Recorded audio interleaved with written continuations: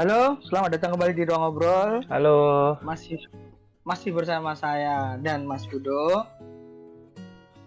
Kita di hari Senin yang ini kita akan membahas, mohon maaf, chapter 1092 kemarin tuh skip karena saya masih sakit ya Mas Budo ya. Suaranya nggak keluar. Jadi sedikit akan kita bahas di sini soal 92, cuman nggak seluruhnya. Karena emang nggak gitu penting-penting banget ya kemarin tuh, jadi kita memutuskan untuk ya udahlah nggak dulu, nggak apa-apa, yang itu nanti dihubungin sama 93 aja. Daripada nggak penting, mungkin lebih ke chapternya nggak terlalu padat, jadi Benar. bisa digeser ke sini. Sebenarnya emang tetap ada poin penting, tapi dibahasnya di 1093. Nggak apa-apa lah. Oke, langsung aja kita bahas. Tapi sebelum itu, jangan lupa teman-teman yang belum subscribe dulu. Dan terima kasih pada teman-teman yang udah subscribe ya. Tanpa bantuan teman-teman juga kita nggak akan bisa berkembang sampai jauh ini. Oke, langsung lanjut. Jadi di awal 1092 kemarin ada ini ya Mas ya, ada Kuma yang akhirnya udah sampai ke red line. Udah sampai selesai memanjat red line dan sampai ke Marijoa.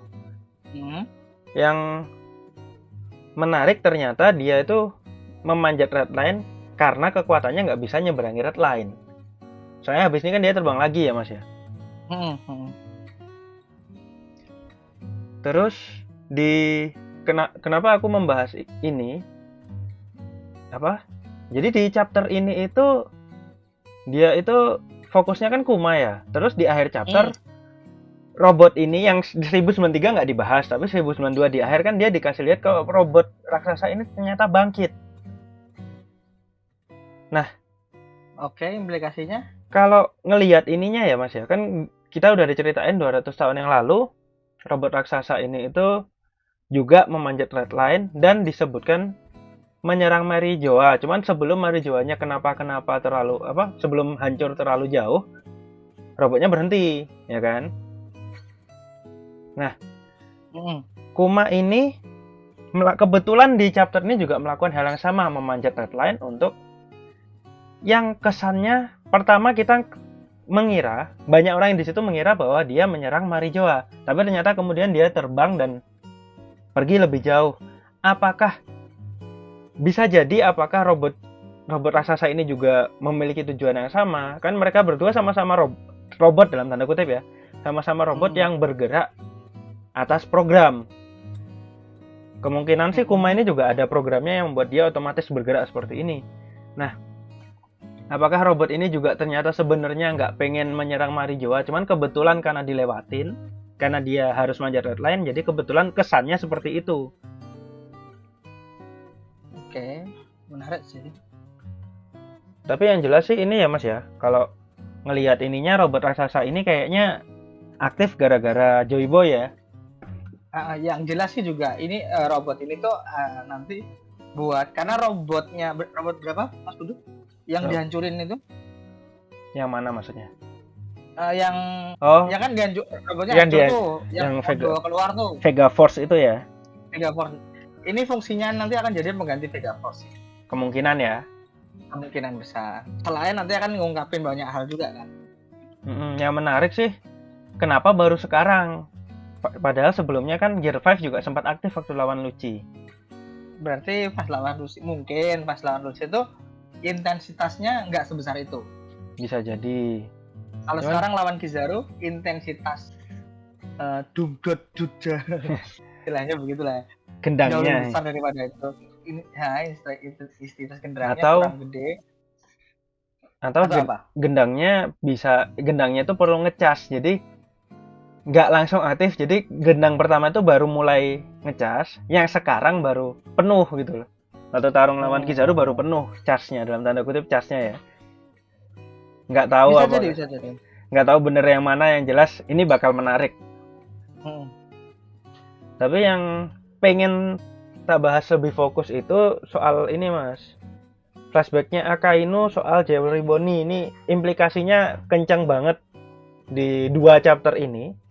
Ada implikasi kencang bahwa Jewelry Bonnie ini sebenarnya masih anak kecil. Iya. Yeah. Kayak gimana itu?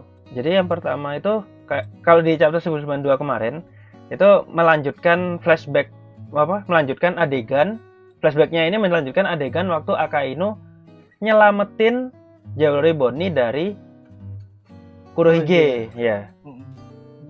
Nah, Akainu bilangnya gini, Mas. Apa sih ini? Nerjemahinnya gimana, Mas ini, Mas? Aku agak bingung ini. Aku keringetan dengar kamu lari dari pemerintah. Ya itu. Nah, aku keringet dingin.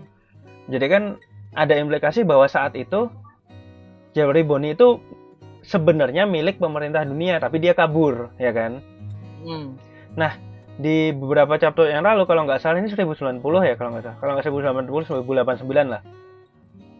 Jadi, sekitar itu. Jadi, Saturn itu bilang kalau dia udah nggak ada gunanya lagi buat kita. Jadi biarin aja, dia cuman bocah gitu.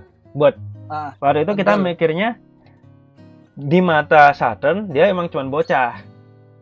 Tapi gimana pun dia adalah bajak laut, harusnya normalnya orang bakal Gorose loh ini. Normalnya dia bakal nyerang ya kan. Ada pertimbangan lebih. Tapi dia Saturn ngomong bahwa dia cuman bocah, gadis kecil tuh. Mungkin memang implikasinya jauh lebih dalam. Memang mungkin bocah beneran gitu. Apalagi sebenarnya ini kalau di dua kalimat ini tuh ada implikasi kalau Jewelry Bonnie itu dulunya semacam pokoknya bagian dari pemerintah dunia. Itu dulu ya, Mas ya. Nggak tahu dibutuhin buat apa. Apakah sandera buat supaya Kumanya nurut atau apa, kita nggak tahu. Cuman di titik adegannya Akainu itu Kumanya udah jadi pasifista, udah nurut, istilahnya udah jadi budak pemerintah. Iya. Jadi udah nggak ada gunanya.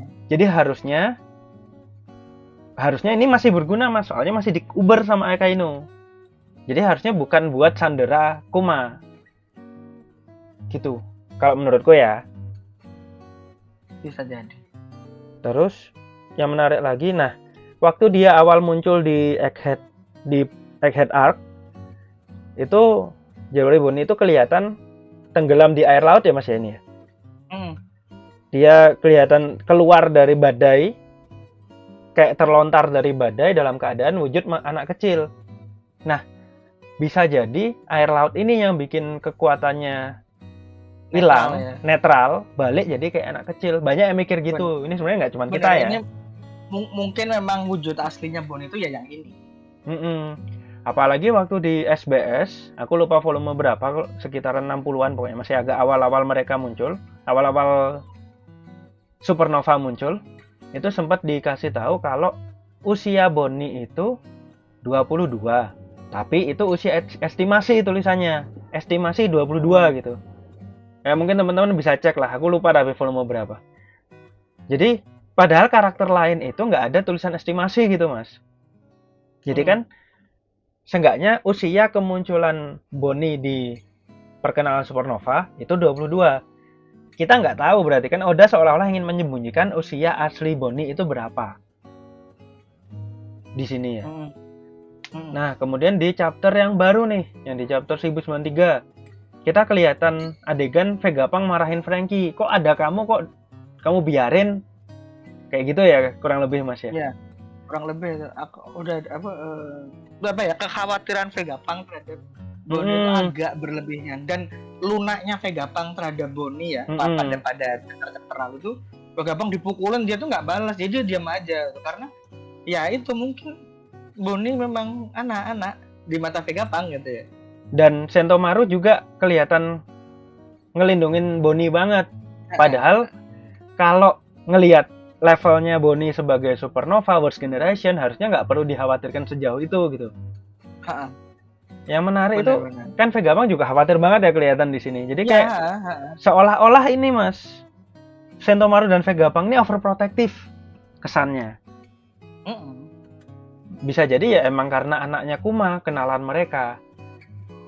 Ya, dan Kuma kan menyumbang banyak hal ya. Iya. Jadi mereka tuh punya kedekatan lebih ya, Vegapunk, Kuma, Sentomaru, sama dalam tanda kutip nanti si Kizaru juga. Makanya Kizaru kan juga ngerasa berat hati kayak nyerang Bonnie juga nggak kayak berat hati kan, tapi karena dia tipenya manut banget sama pemerintah ya dilakuin juga gitu kan. Nah yang menarik juga kalau Mas Daris ingat kan kita sempat dikasih lihat flashbacknya Sentomaru. Kita juga dikasih lihat flashbacknya Bonnie yang digendong Kuma, tapi sekilas banget yang itu. Nah, kenapa di flashbacknya Sentomaru kalau kita melihat Sentomaru ini kan jelas kenal Bonnie ya kalau dilihat dari adegannya ini. Kenal dan nggak cuman kenal tapi juga deket. Vegapunk juga. Kizaru juga. Tapi kenapa di flashbacknya Sentomaru dan Kizaru dan Vegapunk itu nggak ada Bonnie sama Kuma? Menariknya di situ. Bisa jadi Oda sengaja kan untuk menyamarkan usianya Bonnie. Bisa jadi Bonnie itu karena sekarang juga masih anak kecil, flashbacknya yang dia digendong Kuma itu masih beberapa tahun yang lalu, nggak terlalu lama gitu. Bisa jadi baru 4 tahun yang lalu, 3 tahun yang lalu, kita nggak tahu ya kan. Walaupun aku sebenarnya masih nggak ada hal yang mengganjal buat itu adalah kenapa Oda dengan sengaja menyembunyikan itu dengan cara yang cukup bertele-tele gitu loh. Apa rahasia di balik itu? Nah, atau mungkin malah nggak ada rahasia apa-apa gini, nggak ngerti juga kan?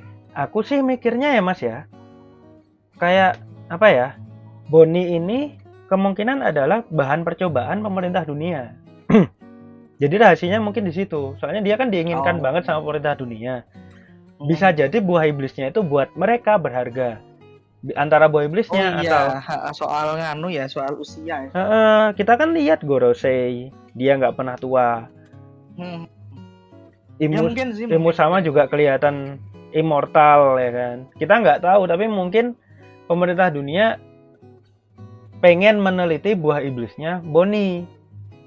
Dan mungkin karena mereka udah berhasil dapat kopiannya dalam bentuk Green Blood yang udah pernah dikasih lihat kan di Seraphim. Bisa jadi mereka udah nggak butuh karena udah dapat kekuatannya.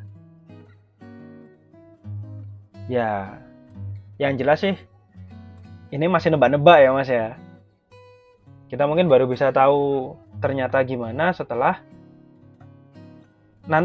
chapter berikutnya nanti kita baru kelihatan diungkapnya gimana. Nah, udah ini apa ya? Selanjutnya ada pertarungan antara Luffy sama Kizaru. Ini menarik sih. Ini menarik nggak menarik sih kalau buat Bang Gudo. Seru kalau kataku. Nggak banyak hal yang bisa dibahas, tapi seru banget ini pertarungannya. Serunya sih seru. Coba apa ya, dengan judul Kizaru versus Luffy itu kayak iya sih. Tapi ini ngasih tahu batasan Luffy tuh udah bisa ngapa-ngapain sama Logi ya. Cuman bisa megang, bisa itu. Ya, itu bisa dijelasin juga dengan haki sih. Cuman iya, maksudku jadi jauh lebih leluasa gitu loh. Iya sih, karena kekuatannya. Gitu. Cuman ya, lagi-lagi ini Luffy batasannya dia tetap dia bisa dijebak. Ini lucu banget sih. Aku tidak akan terjebak sih.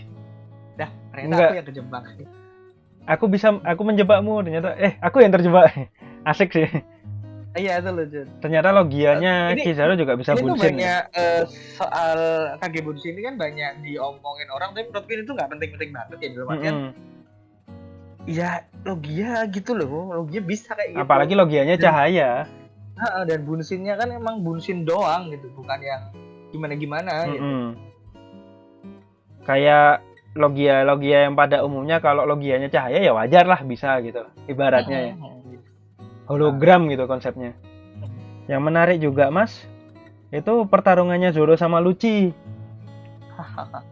Asik gitu kan. Akhirnya Lucci itu kelihatan kalau ngomong seimbang mungkin kita nggak tahu ya, tapi jelas Zoro tuh bisa sangat mengimbangi Lucci pada titik ini gitu. Jadi Lucci juga tambah kuat tapi masih belum selevel Luffy. Dan kalimat Lucy setelah ini kan soal yang nggak apa-apa, aku nomor 2 Yonko juga cukup jadi souvenir yang menarik gitu. Asik sih itu. Soalnya jadi apa ya, ada pengakuan tertentu yang yang tersirat di sini sih. Kayak Luffy akhirnya mengakui bahwa Luffy itu Yonko emang levelnya Yonko. Jadi kalau Kizaru bisa ngimbangin Luffy, ya udah aku ngalahin Zoro gitu, nomor 2-nya gitu. Dia udah bilang dengan adanya aku dan Kizaru di sini, kita nggak akan kalah. Udah tamat. Udah tamat. Nah, Zoro belum tentu. Itu menarik banget. Ya, dan secara nggak langsung ngeliatin kalau musuhnya Luffy yang dulu udah bisa diimbangin lah minimal sama Zoro. Lanjut aja ya Mas ya. Nah, kita dikasih lihat mendekati akhir ini. Vegapunk buru-buru pengen nyelamatin Bonnie. Sama ini kalau nggak salah sama Atlas sama Sanji, dan nanti ikutan Franky juga di sini. Sementara Lilith ditinggal buat ngendaliin itu ya General Franky. Mau dibuat nyelamatin Thousand Sunny. Nah, yang menarik juga, aku lupa ini. Yang menarik juga, kita ingat apa sih istilahnya? Satelitnya Vegapunk, Atlas, Edison, semuanya itu berusaha untuk menyelamatkan Vegapunk yang utama, ya kan? Mereka menjadikan Vegapunk utama sebagai prioritas. Tapi menariknya di sini, Vegapunk itu turun karena khawatir sama Bonnie, ya kan? Tapi nggak ada satupun satelit yang mengkhawatirkan itu. Yang khawatir topi jerami. Jadi seolah-olah karena mereka berbagi ingatan, mereka tahu betapa pentingnya Bonnie bagi Vegapunk. Kayak gitu loh. Oh iya. Detail menarik sih itu. Gitu ya. Kesana ya arahnya. Nah, menarik itu. Di bagian ini itu, di bagian akhir chapter ini, kita dikasih lihat si Atlas memberi perintah kepada Pacifista untuk di override ya, supaya Pacifista berbalik memihak mereka. Tapi nggak lama di panel sebelahnya, tepat setelah ini, kita dikasih lihat sosok Saturn. Yang mana kalau kalian ingat juga, teman-teman ingat juga, Mas Dari juga jelas ingat sih. Iya. Gorosei itu posisinya bahkan di atas Vegapunk. Jadi benar. Setelah chip ya. Nah, setelah pemegang chip, terus Sentomaru, Vegapunk, baru Gorosei. Jadi apa ya? Ini tuh selain bahwa ini waktunya Saturn in action, ini juga menunjukkan bahwa ini usaha yang sia-sia gitu. Ini tuh menunjukkan otoritas Gorosei setinggi apa sih? Yang mana perlu ditekankan berkali-kali karena mereka tuh selama ini keluarnya cuma sekilas-kilas. Kayak apa ya? Percuma gitu loh. Nah, jadi apakah nanti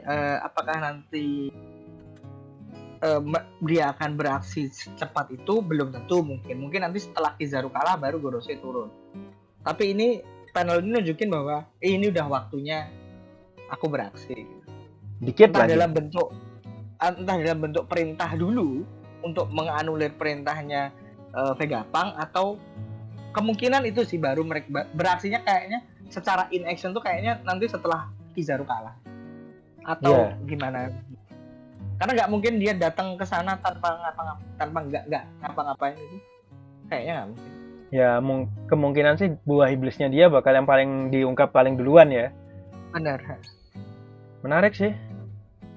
Ya, yang paling kita nantikan sampai sekarang kan, dari dulu sampai sekarang kan aksinya Gorosei ya Mas ya. Benar. Karena mereka apalagi kemudian terbukti mereka villain kan, jadi tunggu aja gitu. Oke, itu aja kali ya bahasan kita soal chapter ini. Sampai jumpa lagi sama teman-teman di chapter berikutnya ya. Tapi karena minggu depan break kan ya? Enggak ingat aku. Minggu depan break ya, nanti kita isi teori One Piece seperti biasa. Oke, thank you teman-teman.